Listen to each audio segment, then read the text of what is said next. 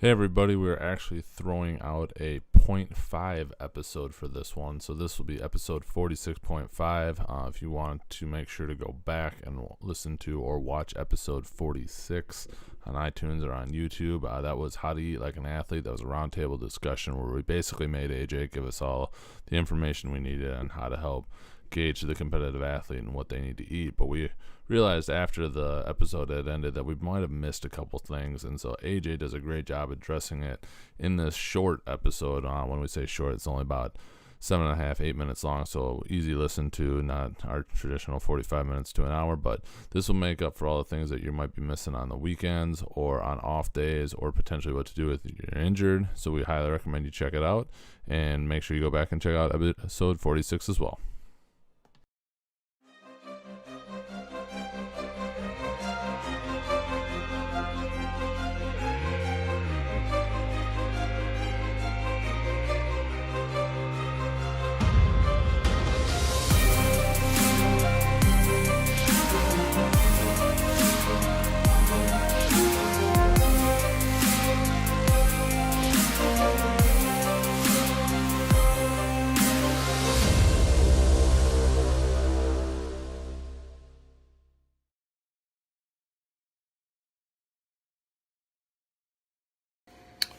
Hey everyone, by the time you see this, we should have a roundtable discussion posted on Clinical Blue Press site about different nutritional strategies when it comes to high-level athletes, with kind of a particular focus on really how to establish energy requirements, and then looking at macronutrient distribution, how to determine how much protein, carbs, fats, etc. that an athlete might need. But we kind of thought after the fact that there were a few things that we overlooked and probably should record some kind of follow-up on to just kind of add to that.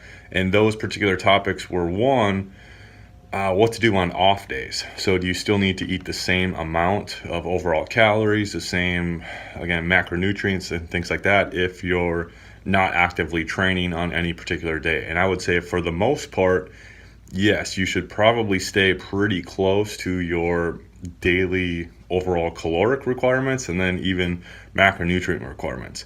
That's just if you're not training for one day. So if you're training 6 days a week, that seventh off day, you should still probably be eating pretty close, because you're still going to be needing a lot of energy to help just facilitate recovery and also prepare for subsequent days of training moving forward into the future. So that's kind of how I tend to approach that. Now, if we look at extended time off beyond that, so an athlete goes home for Christmas break, they're not going to be really training or working out at the same level for almost like a 2-week period, then we'll probably need to lower calories a little bit. And usually where I kind of take those away, quote unquote, will be mostly from their daily carbohydrate allotment, because carbohydrate's the one nutrient out of the three that you can kind of think of as a daily reservoir. Almost look at it more so like your primary gas, your primary fuel. So if you're not needing a lot of gas or fuel on any particular day because you're not training, you're not competing, you're not burning through that fuel source, you don't really need to eat a lot of it. Whereas proteins and fats, they have much more kind of specific structure functions within the body to help increase protein synthesis, maintain lean body mass, maintain proper hormone function, and all kinds of other physiological benefits, I guess, from consuming those. Whereas carbohydrates, again, they mostly are designed to just help maximize fuel availability. So if you're going through extended periods of time where you're not actively training, again, you could probably eat less amount of calories, and then I would reduce most of those from your carbohydrate requirements for any particular day. The other kind of scenario where you may not necessarily need to eat as much is if an athlete gets injured. So they're out for an injury of whatever kind, and a lot of times people's first instinct is to, absolutely reduce calories and macronutrients and things like that, because they're not training. They might have that fear like they're going to be gaining weight. But in reality, injury is a pretty energy demanding process with a particular emphasis on protein. So protein needs actually stay the same, if not even go up a little bit during a period of injury or illness. So you can't necessarily severely restrict calories or energy throughout the injury recovery process, because again, your body needs a lot of calories, energy, protein to help just facilitate tissue repair, immune function, or whatever the injury or illness happens to be.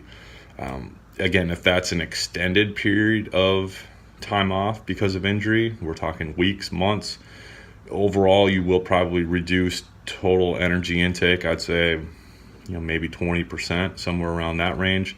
But again, I would keep protein probably where it is on a consistent basis, and then like I said, kind of in the previous scenario, I would reduce most of those calories from your carbohydrate requirements, just because again, you're not going to be burning through glycogen and stored carbohydrates nearly as much because you're not actively training. So those are big things that we wanted to just kind of address as a follow-up.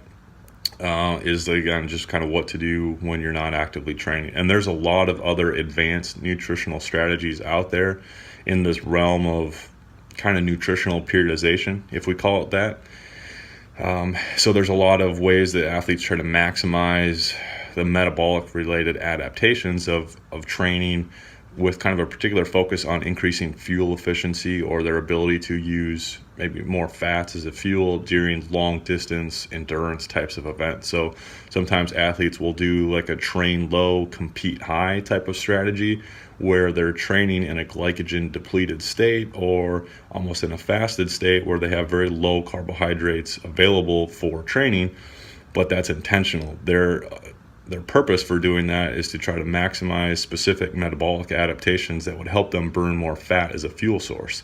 So they train that way, or they go through a few training scenarios or sessions, again, in that kind of glycogen depleted state. But then when it comes to race week and race day, they kind of flip gears a little bit and they go through more of a carbohydrate loading protocol and follow your traditional high carbohydrate recommendations, hoping to get the best of both worlds. So their thought process is that by training in that glycogen depleted state, again, now they have certain metabolic related adaptations that make them better adept at burning fat. And then you pair that with a high carb strategy leading into that race. So you have a lot of fuel available. You're also, in theory, better at burning fat as a fuel source. So again, there's a lot of advanced strategies like that when it comes to nutritional periodization that are out there. So if you've ever heard of that, that's kind of what they're really pertaining to. So if you have any other questions, just let us know about what to do during periods of injury, off time, etc., and how that may influence your daily nutritional requirements.